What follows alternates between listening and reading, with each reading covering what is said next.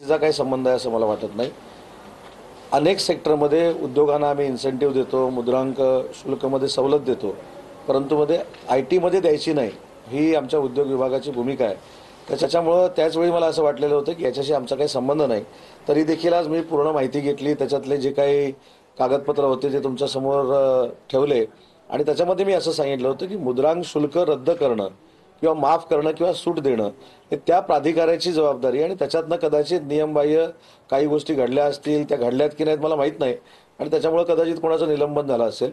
पण थेट पार्थ पवारांचा संबंध जोडत असताना मी काल जे पार्थ पवारांशी बोललो त्याच्यामध्ये त्यांनी जी डॉक्युमेंट्स मला पाठवली होती त्याचा माझ्या विभागाशी काही संबंध नव्हता, परंतु त्यांच्याशी देखील आपण बोलणं गरजेचं आहे, त्यांच्याकडनं देखील खुलासा घेणं गरजेचं आहे. कारण जर नियमबाह्य काही झालं नसेल किंवा नियमाच्या पलीकडे जाऊन पार्थ पवारांचा काही संबंध नसेल तर पार्थ पवारांना देखील याच्यामध्ये बदनाम करणं योग्य आहे असं मला वाटत नाही. त्याच्यामुळे आपण त्यांच्याशी चर्चा करावी, त्यांच्याकडनं देखील खुलासे घ्यावेत ही माझी एक कार्यकर्ता म्हणून विनंती आहे.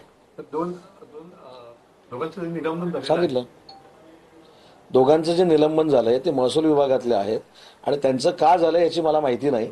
ती माहिती घेऊन त्याच्यावर बोललेलं योग्य राहील. पण मी त्याच्यामध्ये असं म्हटलं की ज्यांच्या नावानं आपण हा प्रकरण दाखवतोय त्यांचा देखील खुलासा येणं गरजेचं आहे, त्यांची देखील भूमिका ही महाराष्ट्रासमोर येणं गरजेचं आहे.